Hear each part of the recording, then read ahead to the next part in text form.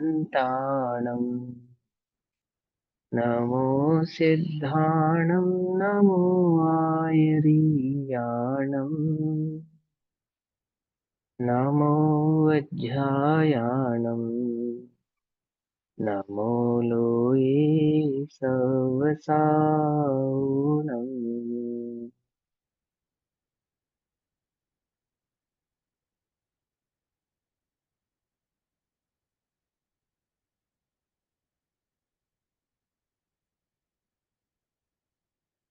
नमः समे साराय स्वानुभूत्या चकाशते चित्स्वभावाय भावाय सर्वभावान्तरच्छिदे।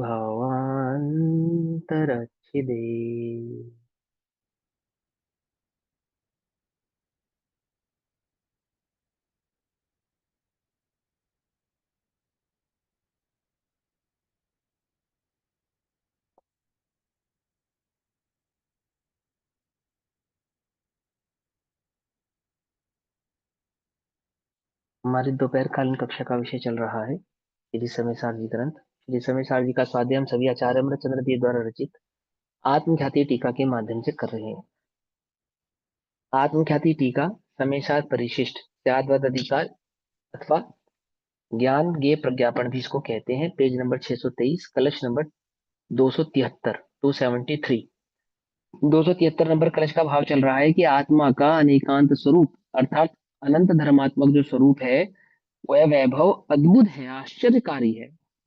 आश्चर्य क्या है उसके अंदर, उस वैभव के अंदर, कि एक भाव को लेते हुए भी अनेकता को धारण किए हुए है, क्षणभंगुर होता हुआ भी ध्रुव है।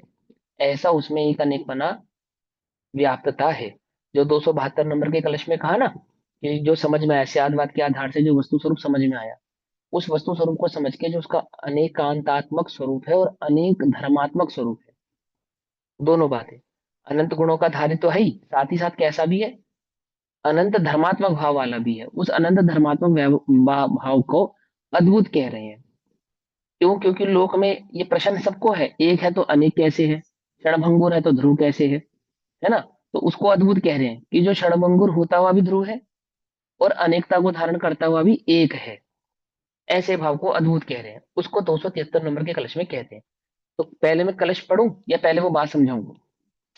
गणधर वाली, पहले गणधर वाली बात बता देता हूँ, पहले सुनो, बात। 2 मिनट लगे। जब भगवान की दिव्य ध्वनि गिरती है तो भगवान की दिव्य ध्वनि किस भाषा में गिरती है? भगवान ओंकार की दिव्य ध्वनि, ओंकार ध्वनि कीर्ति है, कोई भाषा थोड़े ना। ओम ओम और कोई भाषा तो नहीं होती, वो तो ओंकार स्वरूप होती है ना। अब ये किसने सुना कि वो ओंकार स्वरूप होती है? ओम सुनाई देता है या अपनी अपनी भाषा सुनाई देती है सबको? समझ में अपनी अपनी भाषा आती है। हाँ, तो ये ओमकार स्वरूप है, ये किसने सुना? ये तो गणधर केवली नहीं बताया कि गणधर ने गणधर सबने मेरी भगवान ने। बातें समझे? हाँ, मेरी बात को ध्यान से समझना, ये ओमकार स्वरूप खिरी, तो ओमकार गणधर स्वरूप भगवान ने खिरी सुनी है। है। हाँ, तो ये ओम शब्द सुनते हैं या दिव्य ध्वनि में जो सार बार भूत बात होती है वो सुनते क्या है? सुनाई क्या देगा? जैसे मान के चलो मैं समुचरण में विराजमान हूँ, अपने अपने पे विचार करो, और भगवान की दिव्य ध्वनि खिली, तो हमें ओम सुनाई देगा, अथवा हमें हमारे प्रश्न का जो उत्तर है वो भाव वो सुनाई देगा। सुनाई क्या देगा हमको? हमें अपने प्रश्न का भाव सुनाई देगा। सुनाई देगा। और 700 लघु भाषाओं में और महाभाषाओं में, नाम ध्यान गिनती भूल गया मैं। 18 महाभारत। 18 महाभाषाएं। तो ये 18 महाभाषाओं में और 700 लघु भाषाओं में ओम खिलता है या क्या खिलता है? मतलब उन सबको 18 महाभाषाओं में, महाभाषाओं में और 700 लघु भाषाओं में ओमकार सुनाई देता है या क्या सुनाई देता है? अपनी अपनी अक्षरात्मक अपने और अपने अनक्षरात्मक जिज्ञासा। भाषा में सुनाई समझ देता में है आ। ना, है ना। हाँ। अब देखो होता क्या है, रचना किसको कहा कि गणधरों ने रचा, गूथा, उसका मतलब क्या होता है कि जो मोक्ष मार्ग के संदर्भ में जो भी जिसका प्रश्न था वो तो ओंकारमयी दिव्य ध्वनि खिली, और उसमें दिव्य ध्वनि के अंदर जो मोक्ष मार्ग का प्ररूपणा थी, तत्व का जो स्वरूप था, वो तत्व का स्वरूप उसमें प्रचारित प्रसारित होता है। किसके लिए? गणधरों के लिए। इसलिए कहते हैं कि गणधर इसको झेल सकता है। झेल सकता है अर्थात कि जो गंभीर मोक्ष मार्ग भगवान भगवान बतलाना बताएंगे ना, दिव्य ध्वनि के सार से जो प्रचारित होगा प्रसारित होगा, वो बेसिकली मोक्ष मार्ग होगा, बस, और कोई बात नहीं होगी। कि तुम पानी छान कर पियो, रात्रि भोजन मत करो, आदि आदि, ये सब बातें नहीं सुनना, उल्टा नहीं पकड़ना। ये तो सबके प्रश्न संबंधी उत्तर मिलेंगे वहां पर, जिसको जो जिज्ञासा होगी, जिसको जैसा प्रश्न होगा, जिसका जैसा भाव होगा। ये दिव्य ध्वनि का पाठ नहीं है कि वहां पे अगले भव की और पिछले भव की बात बतला रहे हैं। उल्टा नहीं पकड़ना, बात को ध्यान से समझना। वो दिव्य ध्वनि इसलिए नहीं खिरी कि आपको आपका भविष्य बतलाने के लिए खिरी है, अथवा आपका भूतकाल बतलाने के लिए खिरी है, आपका वर्तमान बतलाने के लिए खिरी है, या आपका आगामी काल में कब मोक्ष होगा ये बतलाने के लिए खिरी। ये दिव्य ध्वनि नहीं है। हाँ, ये पाठ है उसका समोषण का, ये अतिशय है उस समोषण का, कि सात भाव दिखाई देते हैं, प्रश्न संबंधी जितने भी जीव के जो प्रश्न होते हैं उसके उत्तर उसको वहां पे प्राप्त होते हैं। लेकिन ऐसे नहीं है वो बात कैसी है कि वहां जो मोक्ष का मार्ग है, मोक्ष का जो स्वरूप है ना, वो स्यादवाद भाव से दिव्य ध्वनि में खिरा।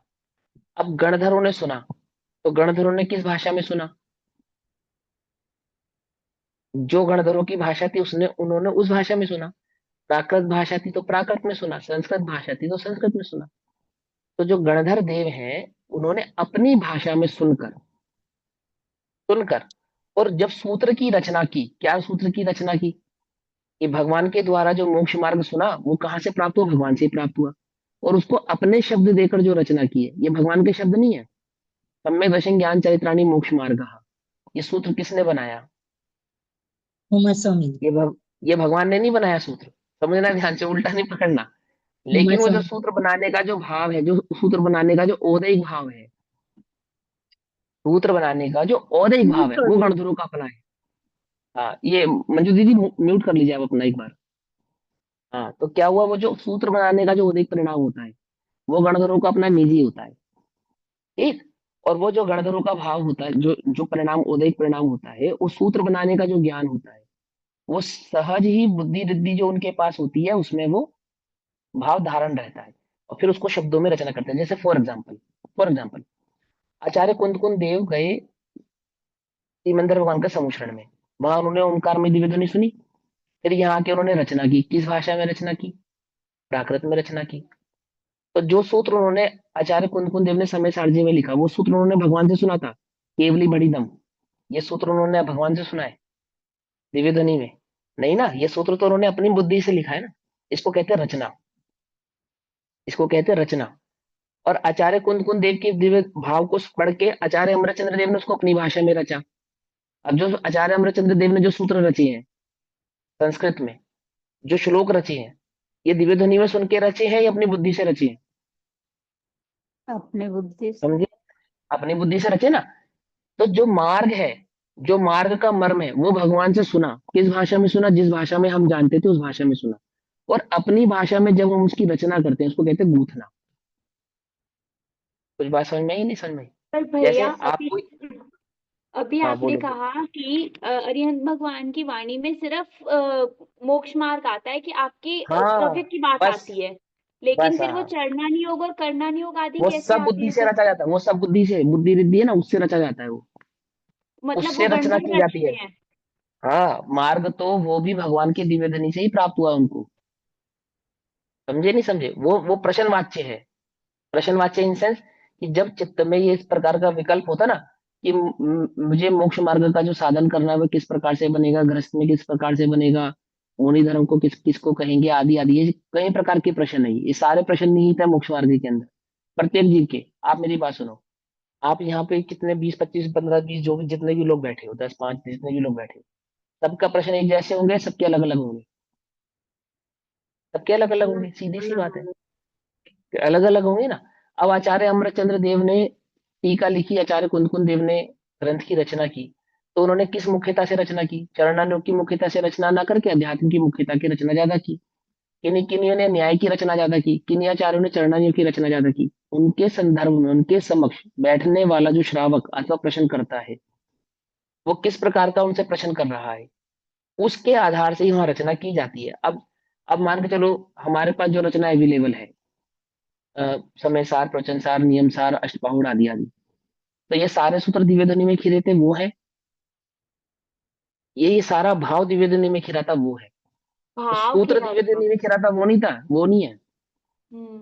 समझे? सूत्र दिव्य ध्वनि का नहीं है, लेकिन उस भाव को जो सूत्र में बनाया उसको कहते हैं रचना। समझे या नहीं समझ में आई बात? वो जो मोक्ष मार्ग समझा गुरु अपने अरविंद भगवान से, परम गुरु से समझा, किस भाषा में समझा? अपनी भाषा में समझा, और अपनी भाषा में समझकर जो सूत्र की रचना की, ये इसीलिए देखो, अभी श्वेतांबर संप्रदाय में पूछो भगवान की भाषा कौन सी होती है तो क्या बोलेंगे वो? अर्धमागधी या अवधि ऐसे अर्धमागधी कुछ। संस्कृत, अर्धमागधी संस्कृत, अर्धमागधी प्राकृत, अर्धमागधी प्राकृत। ये भगवान की भाषा है, प्राकृत भाषा। ऐसा कहते नहीं, वो कहते हैं ना, क्यों कहते हैं?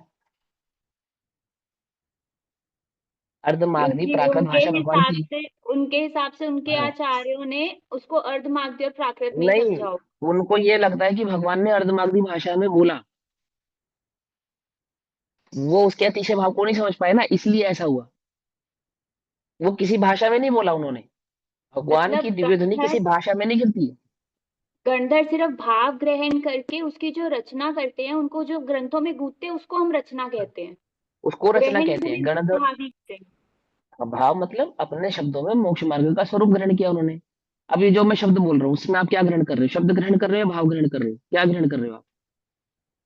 जरूरी तो नहीं ना जो बात मैं तुमको बोल रहा हूँ वो डिक्टो तुम वही शब्दों में बोलोगे, भाव वही रख के अपने शब्दों में उसको आगे बताओगे। हमने अपने गुरु से सीखा, तो हमने अपने गुरुदेव से जो सीखा, अपने गुरु से जो जाना, वो शब्द हमने याद किए, ये वो भाव हमने समझा। क्या समझा हमने? कि भाव शब्द के समझ, माध्यम से भाव समझा, भाव और ग्रहण। उसी भावों को हम आपके सामने प्रस्तुत कर रहे हैं। तो किन शब्दों में प्रस्तुत कर रहे हैं? आप अपने अपनी शब्दों में भाषा प्रस्तुत में। करें ना। हाँ, तो भाव तो तीर्थंकर से जाना गया है, और शब्द जो हमने दिए उसको रचना कहते हैं। कोई बात समझ में आई या नहीं समझ में आई? वो सूत्र सुन के सूत्र नहीं लिखा है, मोक्ष मार्ग के स्वरूप को समझा वहां, समझ के जो उस मोक्ष मार्ग के स्वरूप को रचा, किस में रचा? जो भाषा जानते थे उस भाषा में रचा, संस्कृत जानते तो संस्कृत में रचा, प्राकृत जानते तो प्राकृत में रचा। अब रचना कैसे की? वो तो बुद्धि विद्धि थी ना, वो तो सारी रचना मानसिक है, वो मानसिक रचना ही उद्बोधन में आई। तो सूत्र बाय सूत्र ही चलते गए आगे, क्योंकि गणधरों की बुद्धि जितनी बुद्धि तो हर किसी की नहीं होती ना, है ना? तो भाव बना रहे, तो क्या कहा? जो सूत्र गणधरों ने कहा वो सूत्र याद किया। किसने? आने आगे की परंपरा ने, गणधरों के बाद की परंपरा ने। वो सूत्र के जरिए ही जो भाव तीर्थंकरों का था वो आगे आगे चलता रहा, चलता रहा, चलता रहा, चलता रहा। फिर वो सूत्र भूलने लगे, तो क्या किया? तो फिर उन सूत्रों को लिखना शुरू कर दिया कि भूल ना जाए। कुछ बात समझ में आई या नहीं? गणधरों की जो रिद्धि, जो बुद्धि रिद्धि थी, वो तो इतनी स्ट्रांग थी, सुना और याद हो गया। और उस समय जो परंपरा थी वो कैसी थी? सुनकर याद करने वाली परंपरा थी। कोई एक बार सुन के याद कर लेता था, कोई दो बार सुन के याद कर लेता था, कोई तीन बार सुन के याद कर लेता था। समझे नहीं समझे? वो बोलते थे और आगे परंपरा चलती रहती थी, चलती रहती थी, चलती रहती थी। किसी को कोई शंका होती थी, कोई प्रश्न होता था, उपाध्याय से आचार्य से पूछा, उत्तर मिल गया, बात खत्म, बात खत्म हो गई। कुछ बात समझ में आई? फिर जब बुद्धि घटने लगी, तो बुद्धि रिद्धि क्यों कहते हैं उसको? क्योंकि बुद्धि में उसकी रचना होती है। इसीलिए उसको बुद्धि रिद्धि कहते हैं। और फिर उसको लिखने लगे, जो लिखने लगे उसको श्रुत ज्ञान कहने लगे। अब देखो, दो प्रकार के श्रुत ज्ञान को नमस्कार किया, एक द्रव्य श्रुत, एक भाव श्रुत। किया या नहीं किया? द्रव्य श्रुत को भी नमस्कार किया, फिर भाव श्रुत को नमस्कार किया। द्रव्य श्रुत को नमस्कार किया तो किस आधार से नमस्कार किया गया? वो द्रव्य श्रुत किसका कहलाया? किसका है वो द्रव्य श्रुत? अरिहंतों का है या गणधरों का है? गंधर्वों का।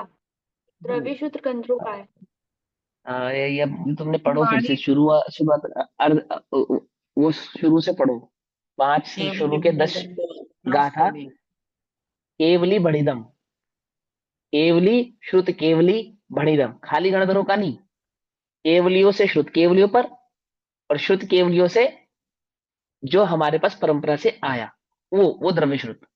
और उस द्रव्य श्रुत को ग्रहण करके जो हमने उस मार्ग को अंतरंग में उत्पन्न किया, वो सम्यक दर्शन ज्ञान चरित्र हो गया भाव श्रुत।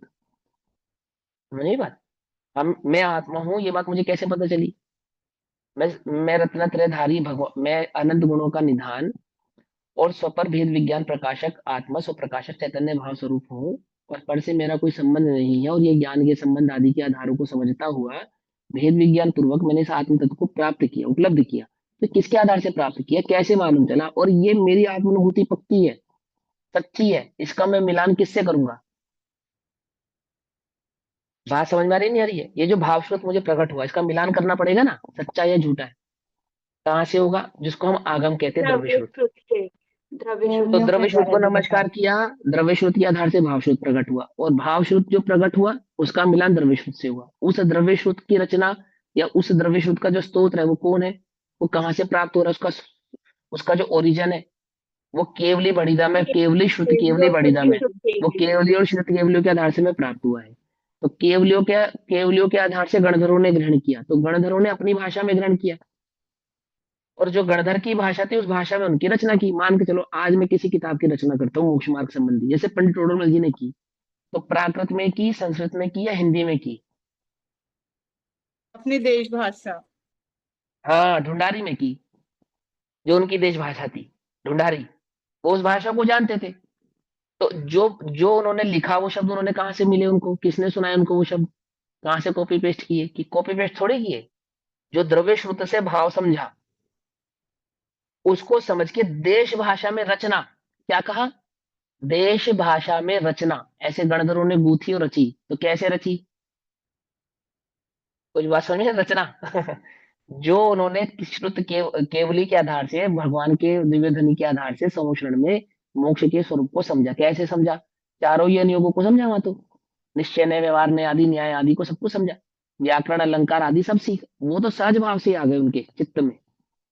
भगवान वहां पे का खा गा गा व्याकरण नहीं सिखाएंगे, तुमको ये व्याकरण आदि का ज्ञान नहीं कराएंगे, सा रे गा मा पा आदि ये सब नहीं सिखाएंगे, ये नहीं सिखाएंगे। क्या बताएंगे वो तो मोक्ष का मार्ग बतलाएंगे।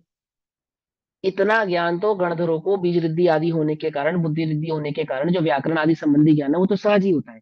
भगवान व्याकरण का उपदेश क्यों नहीं देते, कारण क्या है व्याकरण का उपदेश ना देने का, क्योंकि वो भाषा का उपदेश नहीं देते।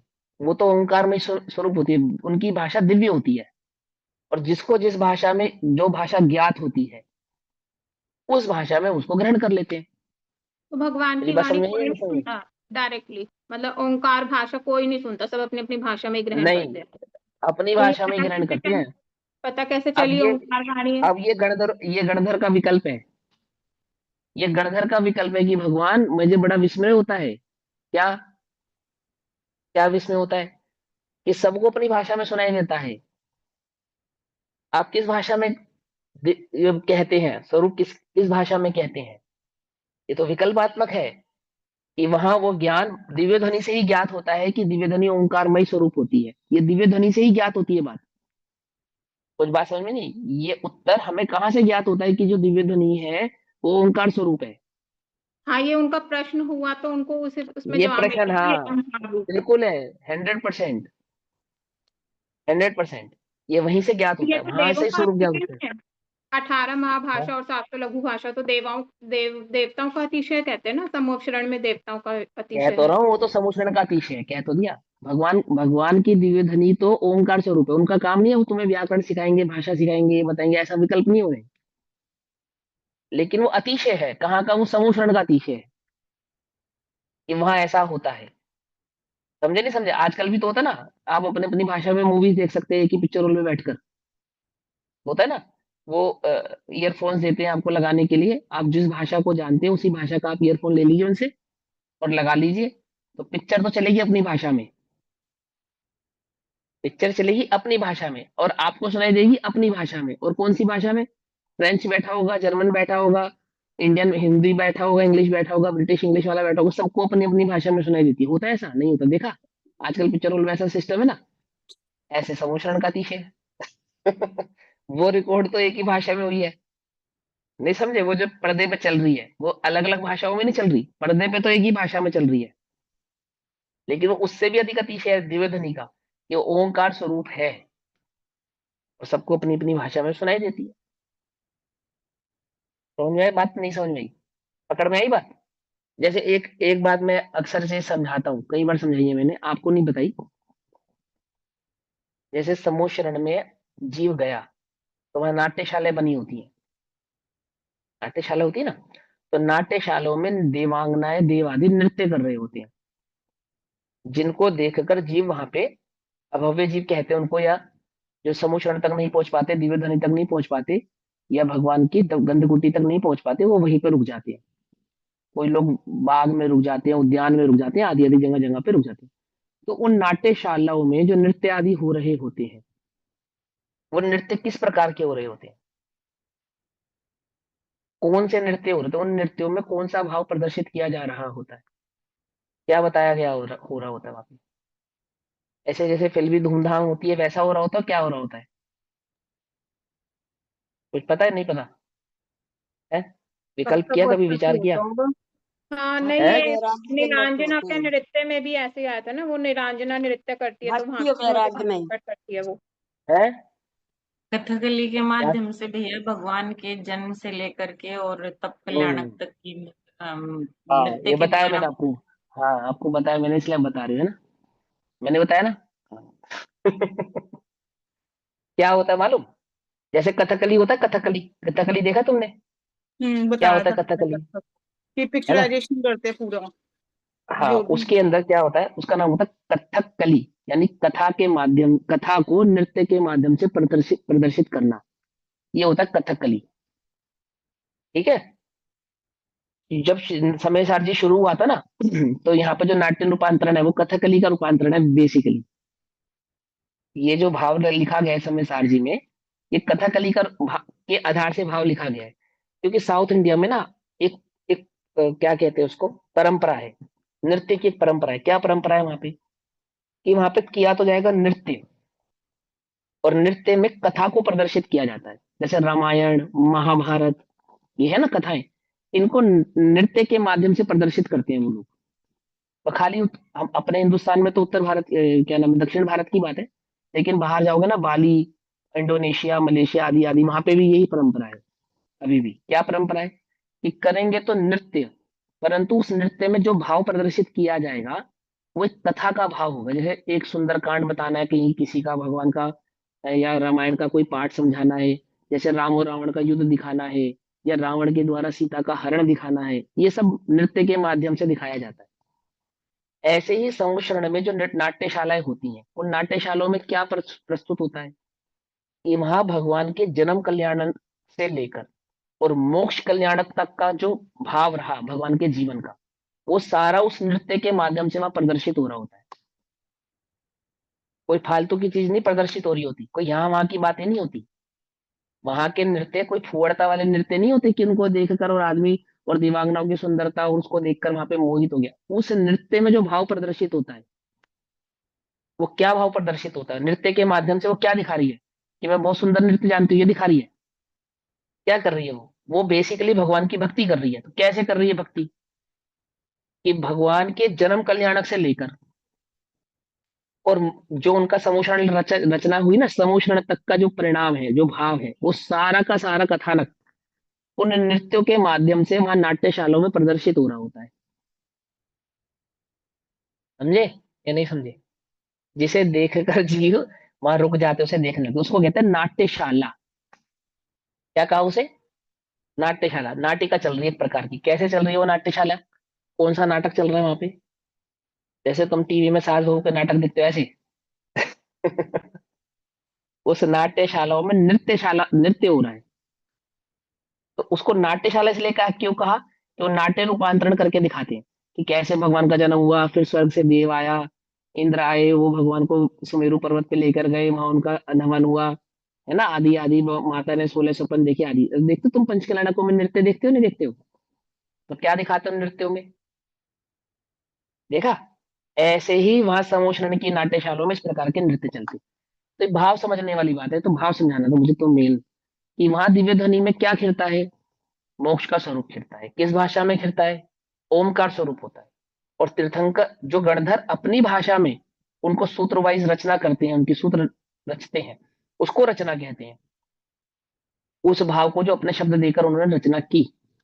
और जो श्रुत ज्ञान का स्कंध रहता है, जो श्रुत भाव रहता है, वो लगभग वो सभी आचार्यों का समान ही होता है, अलग नहीं होता, क्योंकि बुद्धि रिद्धि आदि के आधार से होता है ना वो। ये जो आचार्यों ने ये जो फिर ग्रंथ वगैरह लिखे, ये अपनी भाषा में लिखे, हम्म। ये गणधर ये के वो अपनी लर्न नहीं करे थे नहीं, उन्होंने। जो जो सूत्र, जैसे गणधर संस्कृत जानते थे या प्राकृत जानते थे, तो प्राकृत भाषा का ही प्रचलन होने से वो सूत्र वाइज सूत्र आगे चलते गए। तो जो धवला आदि है वो तो मूल गणधरों ने जो रचा था उसी की परंपरा से हमें प्राप्त है। जो धवला है, सूत्र भी सेम टू सेम। सूत्र भी same to same, same to same. सूत्र की रचना तो वही है जो मूल गणधरों से हमारे पास आई है परंपरा में, ठीक। और उसके बाद जो उनकी टीका टब्बे हुए, उनको उसमें भाष्य होते हैं, चूर्णियां होती है, टीका होते हैं, टब्बे होते हैं, ऐसे बहुत सारे भेद होते हैं। अब भाष्य किसे कहना, चूर्णी किसे कहना, टीका किसे कहना, टब्बा किसे कहना, ये सब बाद में सीखेंगे। अभी इतनी सी बात सीखो कि उस सूत्र के ऊपर जो रचना की गई वो सबने अपने अपनी भाषाओं में की। जो संस्कृत जानते थे, अब जैसे आचार्य अमृतचंद्र देव जी संस्कृत का यूज कर रहे हैं, वो क्लिष्ट संस्कृत है। आचार्य जयसेन जिस संस्कृत का यूज कर रहे हैं वो साधारण संस्कृत है, इजी संस्कृत है। एक ही संस्कृत है ना, दोनों ही संस्कृत में रच रहे हैं, लेकिन एक ने संस्कृत के साधारण रूप को धारण रचा और एक ने संस्कृत के क्लिष्ट भाव को रचा। जिसकी जिस भाषा में पकड़ थी उसने उस भाषा में रचा। उसी भाव को बनारसी दास जी ने इसी समय सार जी को काव्य में रचा, काव्य में रचना की ना इसी की, यही समय सार जी की।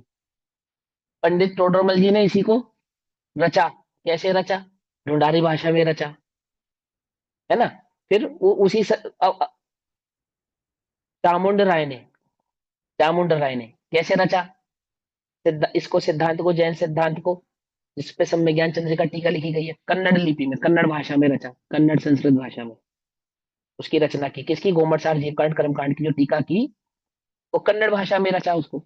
ऐसी गणधरों ने रचा, जैसे सब रच रहे हैं ना ऐसे गणधर रच रहे हैं। तो कैसे रच रहे हैं कि जिस भाषा में उनकी पकड़ होती है उस भाषा में उसको रचना करते लिखते हैं, उसको रचना कहते हैं। बस बात समझ में आई नहीं से? अब उस भाव को जो सूत्र में पिरोना उसको रचना कहते हैं। वो सूत्र की रचना गणधर करते हैं। तो गणधर अपने घर से करते हैं ऐसा नहीं, भाव वही होता है जो दिव्य ध्वनि में खिरा होता है, और उसको हम द्रव्यश्रुत कहते हैं। उस भाव को हम द्रव्यश्रुत कहते हैं यहाँ पे। और उस द्रव्यश्रुत यानी कि भगवान के द्वारा बतलाए गए मोक्ष मार्ग का अनुसरण करके जो हम सम्य दर्शन प्रकट करते हैं, हमारा वो सम्य दर्शन जो हमें प्रकट होगा वो भावश्रुत होगा। एवं ज्ञान सारा भावश्रुत नहीं है ना। हमें हमें समय सार जी की गाथा याद है, प्राकृत की गाथा याद है, संस्कृत की गाथा याद है, अथवा अन्य अन्य ग्रंथों के भाव याद है, उसको नहीं कहते, वो सारा द्रव्यश्रुत की कोटि में है। हमारा टोटल द्रविड़ शिवक्षम को ज्ञान द्रव्यश्रुत। जिनवाणी भी कह सकते हैं ना, आगम। आजन्मानी है ना ये, हाँ बिल्कुल। ये तो द्रव्यश्रुत है ही जो हमारे समक्ष ये समय सार जी रखा है। इवन इन समय सार जी के भाव को जो हमने अपने शिवक्षम ज्ञान में धारण किया है वो शिवक्षम ज्ञान भी द्रव्यश्रुत ही है। आई बात समझ में, ये नहीं समझ में? जो हमें सूत्र याद है, याद है, जो भी जितना भी हमें हिंदी संस्कृत का जो भी भाव याद है वो सबका सब द्रव्यश्रुत कहलाता है।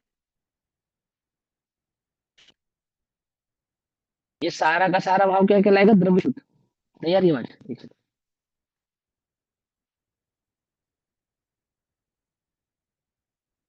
अब आ रही है, एक सेकंड।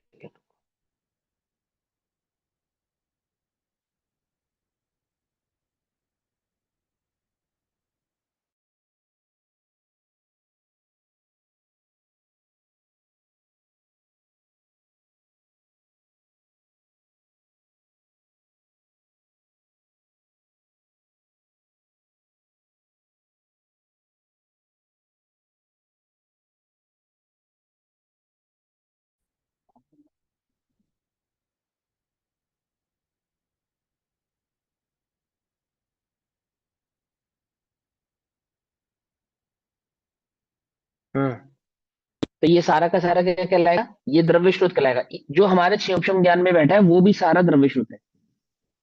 लेकिन इसके माध्यम से जो हम सम्यक दर्शन को प्रकट करेंगे, आत्मानुभव प्रकट करेंगे, वो जो हमारी अनुभूति है, वो जो हमारा सम्यक दर्शन है, उस सम्यक दर्शन के साथ वर्तने वाला जो मोक्ष मार्ग का ज्ञान है, समझे, वो कहलाएगा भावश्रुत। आगे बात समझ में, समझ में बात? हाँ, चल अब चलते हैं 273 नंबर की, 273 नंबर के कलश पर। आत्मा का अनेकांत स्वरूप, अनेक धर्म स्वरूप, वैभव अद्भुत, आश्चर्यकारक है, इस अर्थ का काव्य कहते हैं। आश्चर्य क्या है उसके अंदर?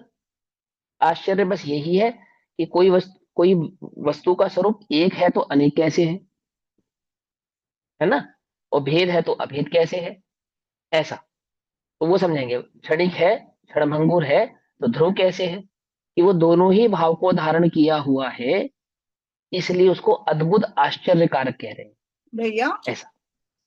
जैसे अभी तक हम पढ़ते आ रहे हैं, आपने बोला अनेकांत, अनेकांत में हम अभी तक पढ़ते आ रहे थे, अंत को गुण और धर्म दोनों कहते हैं, है ना। दोनों को लेकिन कहते हमने हैं, हाँ। पढ़ा भी, अंत को हमने पढ़ा अनंत गुणात्मक, और स्यादवाद को पढ़ा हमने अनंत धर्मात्मक। धर्मात्मक वो मैं अलग करके बताया ना वहां पे, जैसी हाँ, विवक्षा होगी वैसा भी समझना हमें। तो जब अनेकांत अनेकांत का कहा, वास्तव अनेकांत के साथ हमने स्यादवाद जोड़ते हैं ना, अनेकांत शब्द के साथ हम स्यादवाद लिखते हैं, बोलते नहीं बोलते। अनेकांत को समझाने वाला स्यादवाद। अनेकांत माने वस्तु, माने अनंत गुणात्मक वस्तु को अनेकांत कहा। उस अनेकांत यानी अनंत गुणात्मक वस्तु को बतलाने वाला स्यादवाद है। समझे नहीं समझे? जो गुण की अपेक्षा से कहे हुआ वो तो स्यादवाद में गर्भित है ही, लेकिन मूलतः स्यादवाद का अर्थ ये नहीं कि गुण की अपेक्षा से कहना,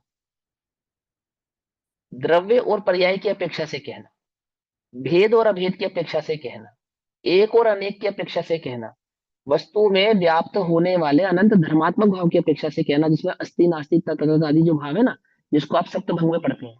तो सप्तभंग बेसिकली त्यागवाद का स्वरूप है। पकड़ में आई बात? नहीं पकड़ में? जैसे सप्तभंग है, उनमें हम किसकी चर्चा करते हैं बताओ? नयों में तो हम वस्तु में भेद करते हैं, वस्तु के इसमें वास्तविक वस्तु के स्वरूप की। द्रव्य नहीं। देखो, जैसे वस्तु में गुणों का भेद करेंगे तो हम करेंगे नयों के आधार से चर्चा, निश्चय नय और व्यवहार नय, जिसमें द्रव्य गुण पर्याय का चर्चा करेंगे हम, है ना। जिसमें वस्तु के जो व्यंजन पर्यायात्मक भाव है और गुणात्मक जो भाव है, गुणों के जो भेद है, ज्ञान से ऐसा, दर्शन से ऐसा, सुख से ऐसा, चारित्र से ऐसा, वीर्य से ऐसा, ऐसा है। अथवा वो दो दो द्रव्यों को मिला जुला कर कहेगा, ये सारा करेगा निश्चय और व्यवहार। लेकिन जो सप्तभंग है वो क्या कहेगा? वो वस्तु को कहेगा वस्तु है और नहीं है।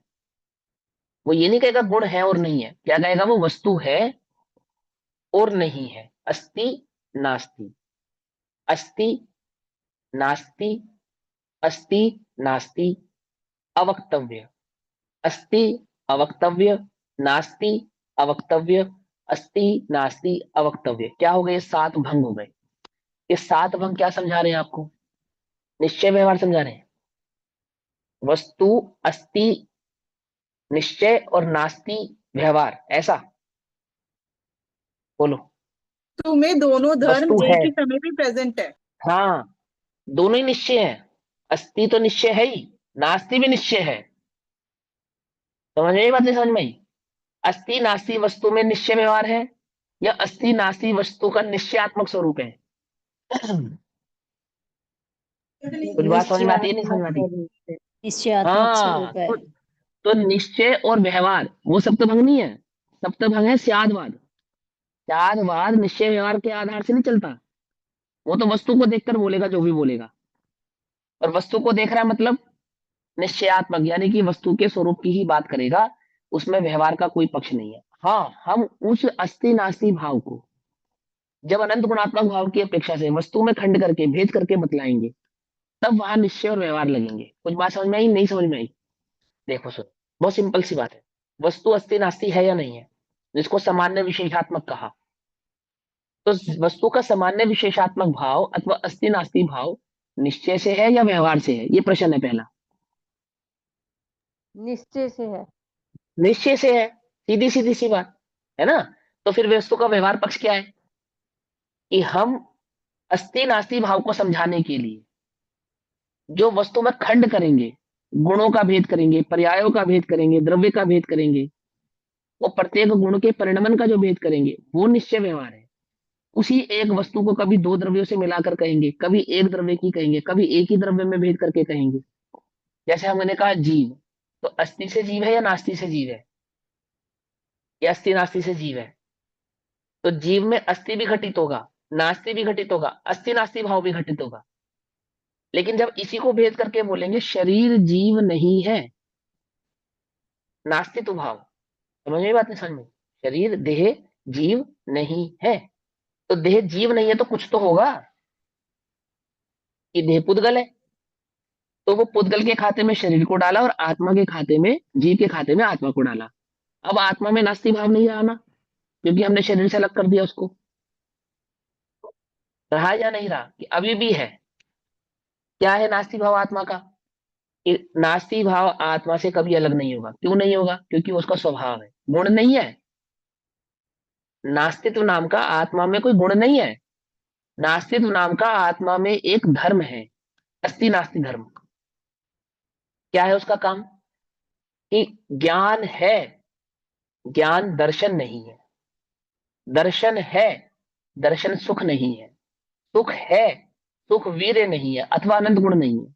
तो प्रत्येक गुण का अस्ति भाव जो अनंत गुणों में नास्ति भाव से भी है, वो आत्मा का धर्म।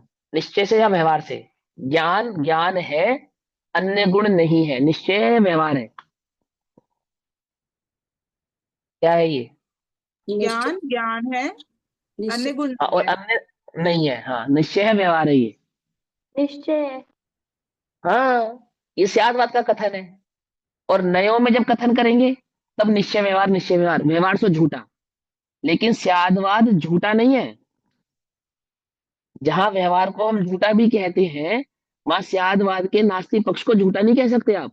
कुछ बात समझ में आई या नहीं समझ में आई? नयों में एक नय सच्चा, एक नय झूठा। लेकिन स्यादवाद में एक एक भाव सच्चा और एक भाव झूठा, ऐसा नहीं। भैया हाँ, मतलब निश्चय व्यवहार में तो हमने दो द्रव्यों की अलग अलग बातें की, देह और शरीर, मतलब जीव और आत्मा, मतलब जीव और सिर्फ शरीर दो ऐसे। द्रव्यों की नहीं, सिर्फ दो द्रव्यों की नहीं दीदी। निश्चय और व्यवहार में दो द्रव्यों की, फिर एक हाँ द्रव्य में गुणों के भेद की, फिर हाँ, एक ही गुण के पर्यायों के भेद की। बजाय होगी है ना, ऐसे हमने डिफ्रेंशिएट हाँ, कर दिया। ऐसे करते और हैं, त्यागवाद ऐसे में तो डिफरेंशिएट हमने करते हैं। सिर्फ द्रव्य के अंदर जो अस्थि और नास्ति रूप बस से प्रेजेंट अस्थि है भाव द्रव्य है, की। हाँ, उसकी चर्चा करते हैं उसके अंदर। हम उसमें निश्चय व्यवहार की चर्चा नहीं करते हैं। ये थोड़ा सा ना, थोड़ा सा टिपिकल आपको लग सकता है, लेकिन टिपिकल नहीं है। तभी तो इसको पुराण कहते हैं। जिनागम का पुराण इसको यूं थोड़ी कहते हैं।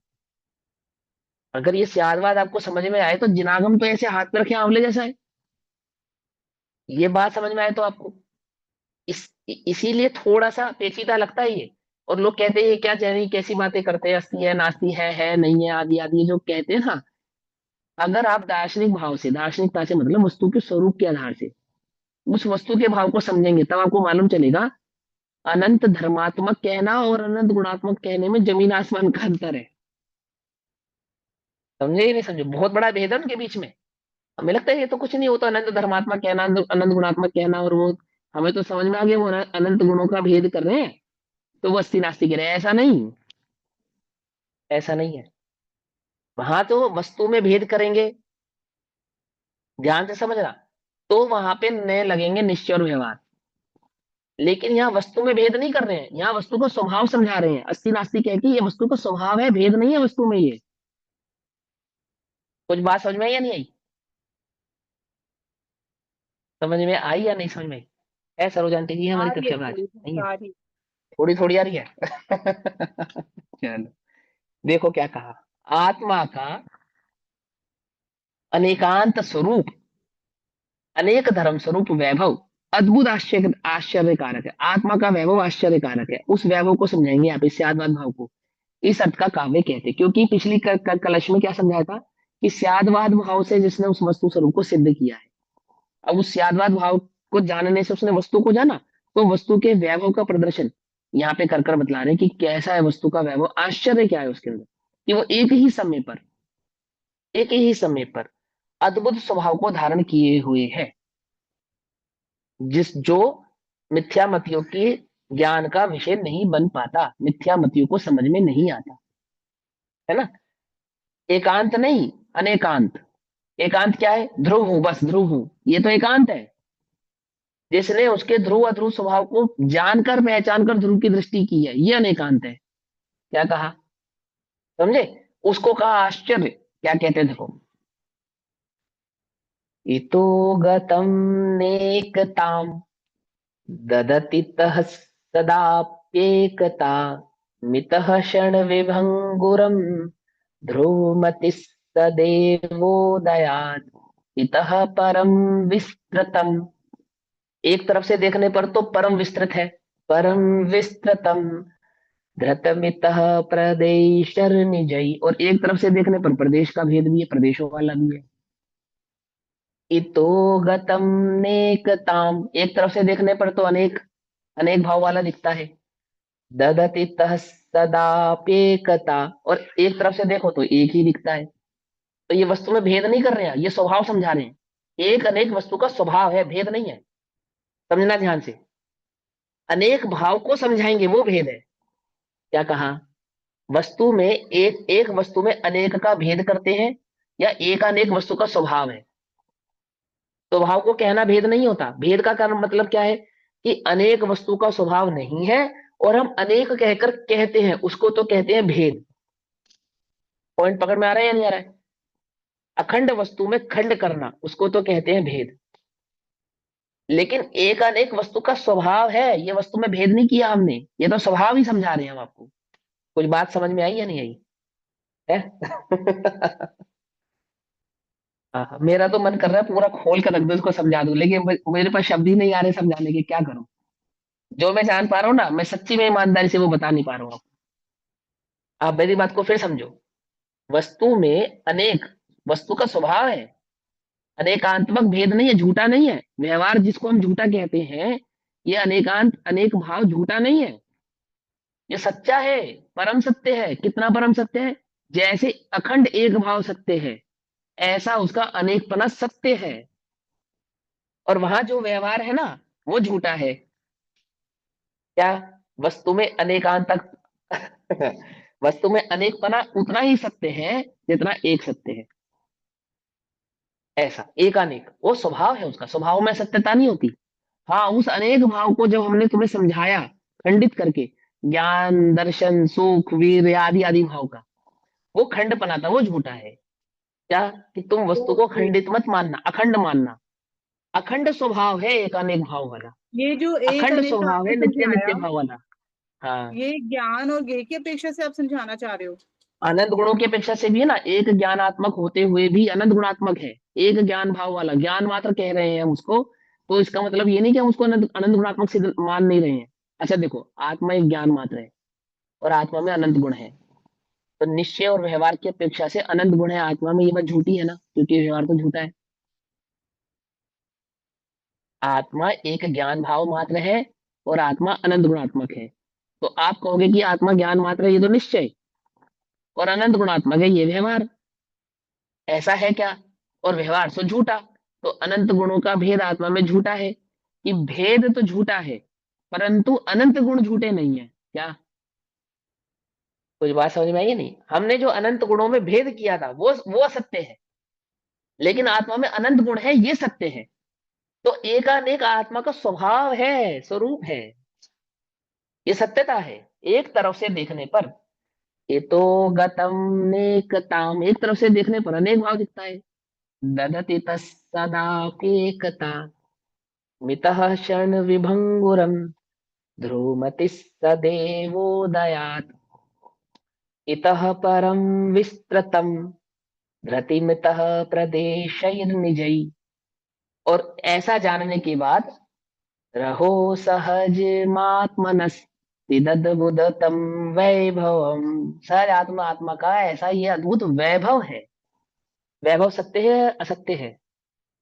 आत्मा का ये अद्भुत वैभव सत्य है या असत्य है? सत्य है। क्या है आत्मा का अद्भुत वैभव? एक अनेक, क्षणभंगुर और नित्य ध्रुव, ये आत्मा का अद्भुत वैभव है। वस्तु कैसी है? सामान्य विशेषात्मक है। निश्चय से या व्यवहार से? इस स्वभाव से, निश्चय से, सामान्य विशेषात्मक है। उस सामान्य विशेषात्मक भाव को जब हम कहेंगे भेद कर करके, वो व्यवहार झूठा था। वस्तु में ये व्यवहार भाव जो हमने जिस पक्ष से अनेकांतात्मक भाव समझाया था, वो झूठा नहीं है, वो तो सत्य है। पर तुम कहां से देखो? एक अखंड वस्तु को देखो, जानोगे तो दोनों ही, और उस दोनों को जानकर उस अखंड भाव को देखोगे जानोगे, तो उसके एक अनेक भाव की तुम्हें क्या होगी? प्राप्ति होगी। मतलब वो आत्म वस्तु अद्भुत तुम्हारे ज्ञान का विषय बनेगा, आनंद का विषय बनेगा। देखो क्या कहते हैं, चलो कार, अहो आत्मन तद इदम सहजम अद्भुतम वैभवम, अंत की जो लाइन है ना, रहो सहज मात्मनस तद अद्भुतम वैभवम, इसको पहले कह रहे हैं कि अहो आत्मना तद इदम सहजम अद्भुतम वैभवम। अहो आत्मा का तो यह सहज अद्भुत वैभव है, आत्मा का तो यह सहज अद्भुत वैभव है। ये कौन कह रहे हैं? व्यवहार सो झूठा कहने वाले आचार्य अमृतचंद्र देव कह कर आए ना, पीछे आपको कह कर आए ना पूर्वांग अधिकार के अंदर। क्या बतलाया आपको? व्यवहार तो मलेच्छ को कहने की भाषा है, असत्यार्थ है, झूठा है। झूठा है ना। हम वस्तु की बात कर रहे हैं, अब सच झूठ की बात नहीं कर रहे। अब हम मात्र एक सत्य की बात कर रहे हैं। यह आत्मा का वैभव है। क्या क्या ऐसा अद्भुत वैभव है आत्मा का? तो सुनो भैया, आत्मा का वैभव इता अनेका अनेकताम गतम, एक ओर से देखने पर वह अनेकता को प्राप्त है ना। यह आत्मा का वैभव है, एक ओर से देखने पर वो अनेकता को प्राप्त है, स्वभाव है वो तो उसका। और पिता सदा अपि एकताम ददत, पर एक ओर से देखने पर सदा एकता को धारण करता है। समझे नहीं समझे? खंड खंड नहीं है ये, एक अनेक है ये। खंड खंड और एक अनेक में क्या अंतर होता है? खंड अखंड और एक अनेक में क्या अंतर है? खंड अखंड निश्चय व्यवहार है, एक अनेक वस्तु का स्वभाव है। क्या कहा? बात समझ में आई नहीं? जब हमने वस्तु को खंड खंड कहा, तब वहां किसी गुण को मुख्य और अन्य गुणों को, किसी एक गुण को मुख्य अन्य गुणों को गौण कर दिया। लेकिन जब हम आत्मा को एक अनेक कह रहे हैं, तो वहां आत्मा के गुणात्मक भाव को मुख्य करके कह रहे हैं। एक अनेक पना आत्मा का गुणात्मक भाव ही है। वे के अखंड स्वरूपी भगवान आत्मा जो ज्ञान गुण से पहचाना जाता है, ज्ञान मात्र है, वह ज्ञान मात्र होता हुआ भी अनंत अनंत गुणात्मक है।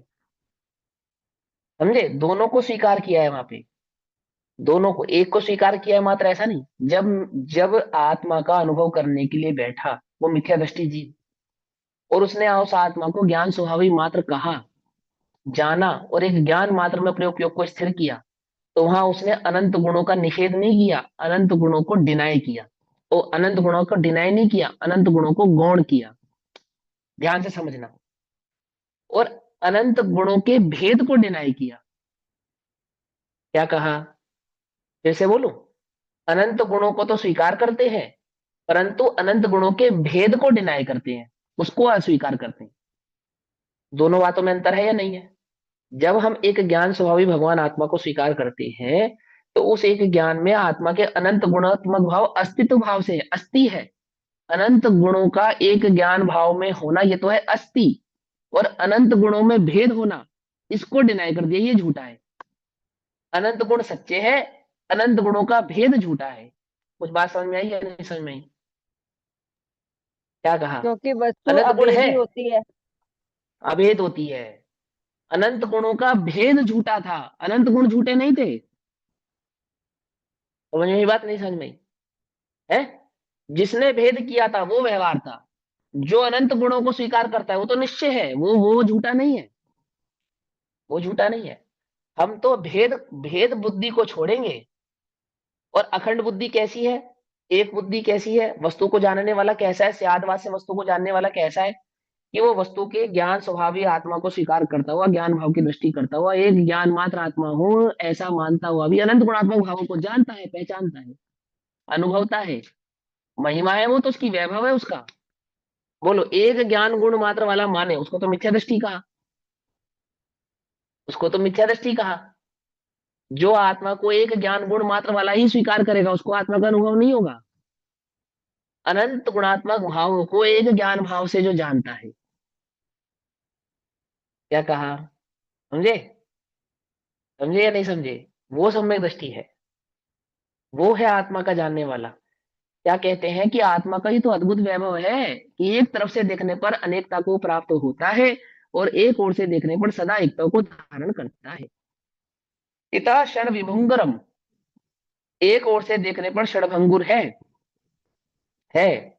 और इता सदा एवं उदयात ध्रुवम, एक ओर से देखने पर सदा उसका उदय होने से ध्रुव है। एक ओर से देखने पर पर्यायात्मक भाव वाला है, और एक ओर से देखने पर सदैव ध्रुव भाव को धारण किए हुए है। पर्याय आत्मा का असत भाव है या सत भाव है? पर्याय आत्मा का असत भाव है, ये सद्भाव है। सत, सत्व गुण सत, सत्भाव है। द्रव्य सत और पर्याय पर्याय सत सत। सत समझे? ऐसे हम्म। तो सत है यानी कि निश्चय है, जो सत है वो निश्चय है। हाँ, पर्याय से देखने पर आत्मा समझ में नहीं आता, पर्याय से देखने पर अनुभूति को प्राप्त नहीं हो।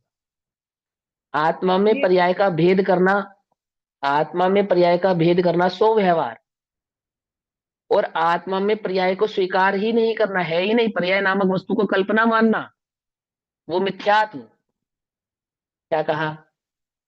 कुछ बात समझ में ही नहीं। पर्याय का भेद करना यह है व्यवहार, और भेद करके व्यवहार को असत मानकर पर्याय को असत मान लेना, ये मिथ्यात्व है। पर्याय सत है, असत नहीं है। हाँ, पर्याय का द्रव्य में भेद करना था, वो असत है, भेद नहीं है। तो देखो कहां से कि देखना पर्याय से नहीं है, परंतु पर्याय को स्वीकार ही नहीं करना, ऐसा नहीं है, ऐसा नहीं है। पर्याय का विवेक किसको होता है? ज्ञानी को, और ज्ञानी को, ज्ञानी को ही तो ज्ञानी है ना। को और और निश्चयभाषी की क्या भूल है पर्याय का कि विवेक नहीं उसने है। पर्याय को असत स्वीकार किया है, सत स्वीकार नहीं किया, ये है भूल उसकी। हमने वो पर्याय का भेद किया था, और भेद सो व्यवहार कहा था, व्यवहार सो झूठा कहा था, तो उसने व्यवहार को झूठा कहकर पर्याय को झूठ मान लिया। पर्याय सत है, असत नहीं है। हाँ, पर्याय दृष्टि नहीं करनी थी, असत नहीं मानना था उसे। अंतर है दोनों में, अंतर है दोनों में। आई बात समझ में? नहीं समझ में? देखो, अभी है अपने पास 2-3 मिनट। देखो, एक ओर से देखने पर क्षणभंगुर है, और इधे इता सदा एव उद्यत ध्रुवम, एक ओर से देखने पर सदा उसका उदय होने से ध्रुव है, ध्रुव है, कभी नाश को प्राप्त नहीं होने के कारण ध्रुव है। इता परम विस्तृतम, एक ओर से देखने पर परम विस्तृत है। परम विस्तृत है मतलब असंख्यात प्रदेशों वाला है, ऐसा परम विस्तृत है। मैंने लोक का जितना विस्तार है उतने विस्तृत भाव को लिए हुए, ऐसा पर होने हम पर भी इसमें केवल ज्ञान भी तो ले सकते हैं। विस्तृत में सभी भाव हैं, उसके अनंत अनादि काल परे का ध्रुवात्मक भाव का, हाँ, है ना। उसमें भेद करते चले जाओगे तो विस्तृत का बहुत सारा भाव खड़ा होगा। सारे कई सारे अंश आ जाएंगे विस्तृत में फिर। हाँ सब, हाँ सब कुछ आ जाएगा। अनादि निधन भाव भी आ जाएगा उसका, अखंड भाव भी आ जाएगा उसका, प्रदेश भाव भी आ जाएगा उसका, लोक प्रमाण भी आ जाएगा, बहुत सारे भाव आ जाएंगे। लेकिन इतना कंफ्यूज मत हो, बस सिंपल सी अनंत विस्तृत है, मतलब परम विस्तार को लिए हुए है। परम विस्तार को, आत्मा के विस्तार को मापेंगे तो कब से कब तक प्राप्त होगा? अनादि से अनंत काल तक प्राप्त होगा। ऐसा होने पर भी, ऐसा होने पर भी कैसा है? इतना भैया निजे प्रदेशी धतम, एक ओर से देखने पर अपने प्रदेशों से ही धारण कर रखा हुआ है, अर्थात अपने प्रदेशों में ही सीमित रहने वाला है, प्रदेशों को छोड़कर बाहर जाता नहीं है। बस इतना। हाँ बोलो क्या? अनादि काल से नापेंगे और अनंत काल तक रहने वाला है, तो फिर काल की अपेक्षा हो गया ना, प्रदेश की अपेक्षा थोड़ा ना हुआ। प्रदेश की अपेक्षा तो वही ये हुआ बात ना नहीं, एक जितने एक आत्मा के प्रदेश है। एक एक अपेक्षा से उसके विस्तार को मापा। हाँ, तो जब हम किसी वस्तु के विस्तार को मापते हैं ना, काल विस्तृत भाव अपेक्षा। को मापते हैं, तो काल अपेक्षा मापी जाती है। हाँ, काल अच्छा अपेक्षा देखो, आप मापा मेरी जाता बात सुनो, मैं आपको समझाता हूँ। मैं आपसे ये पूछूं आप कितने बड़े हैं, है। अनादि तो आप अनंत क्या बताओगे मुझे? अरे अपनी वो एज, छोड़ो, लोक में, अपनी एज लोक में बताएंगे। पूछा। आयु क्यों? आयु आप अपनी बताइए। हाइट बताओ ना, हाइट बताओ ना। जब हमने आपसे पूछा आप कितने बड़े हैं, तो आपने हाइट क्यों नहीं बताई? हाइट यानी प्रदेश, आपने क्या बताया? काल, आयु काल बताया ना। आपका बच्चा कहता है मम्मी मैं बड़ा कब होऊंगा, तो बड़ा, आप बच्चे को बड़े हो जाओ ऐसा कहते हो, तो जो मलेच्छ है ना बच्चा, वो बड़ा होना समझता है प्रदेश, यानी कि शरीर के बड़े को बड़ा होना समझता है। लेकिन आपकी बुद्धि में बड़े होने का मतलब क्या होता है? काल। आयु से उम्र। सीधे सीधी सी बात है, काल तो कहते हैं यहाँ उसको। पर जैसे नेक्स्ट लाइन में लिखा है, एक और देखने से, देखने पर अपने हाँ प्रदेशों से ही धारण कर रखा हुआ है। तो यहाँ पर हाँ तो हाँ, मतलब फिर हम जैसे हमने काल उसके लगाया सीमित परम भाव को, विस्तृत वाला। उसके सीमित भाव को, हाँ सुनो सुनो, उसके सीमित भाव को समझा रहे हैं कि वो कह रहे हैं कि विस्तार माने कैसा विस्तार, कि विस्तार की अपेक्षा से तो कभी नाश नहीं होने के कारण अनादि निधन विस्तार भाव वाला है। एक अर्थ तो ये है, एक अर्थ ये भी है कि जितना बड़ा लोक है उतना बड़े लोक वाला है। विस्तार, उसका विस्तार कितना है? लोक प्रमाण इतने विस्तृत भाव को लिए हुए है ना, कि पूरे लोकों में फैल जाए आदि आदि, ऐसा ऐसे वाला। और एक ओर से देखने पर कैसा है कि अपने प्रदेशों को छोड़ के कहीं नहीं जाता, मतलब विस्तार होता है तो ऐसा नहीं कि किसी अन्य की जगह को घेर लेता है, अपने प्रदेश की सीमा का उल्लंघन नहीं करता है, ऐसा विस्तार है।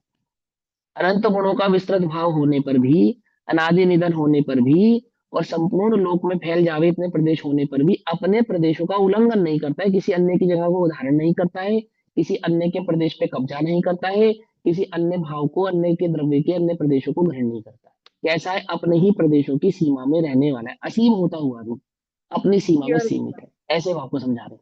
ठीक है, भावार्थ ले लो, 1-2 मिनट लगेगी, ले लो, है अब ना, तो जल्दी तो सनसेट नहीं भी किसी को। बहुत लेट होता है। सुनो, अब तो सनसेट भी बहुत पर्याय लेट दृष्टि से, हाँ चलो, पर्याय दृष्टि से देखने पर आत्मा अनेक रूप दिखाई देता है।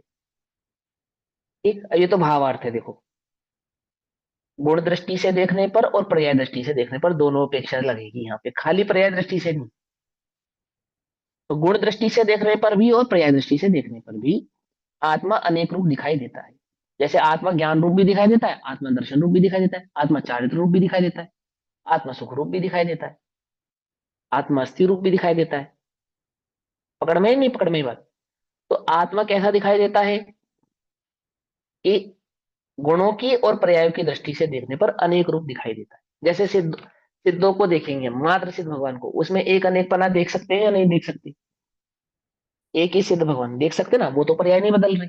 मैंने जिस पर्याय में अनेकता धारण की गई, वो अनेक भाव तो पर्याय का वहां पे नहीं हो रहा, तो वहां उनके अनेकपना है या नहीं है? है ना? तो वहां अनेकपना कहां से समझाएंगे? हम गुणों से समझाएंगे, है ना।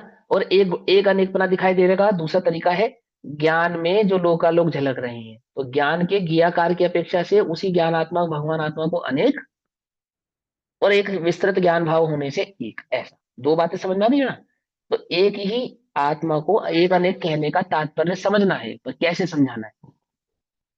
पर्याय दृष्टि से देखने पर आत्मा अनेक रूप दिखाई देता है और द्रव्य दृष्टि से देखने पर एक रूप। ठीक, क्रम भावी पर्याय दृष्टि से देखने पर क्षणभंगुर दिखाई देता है।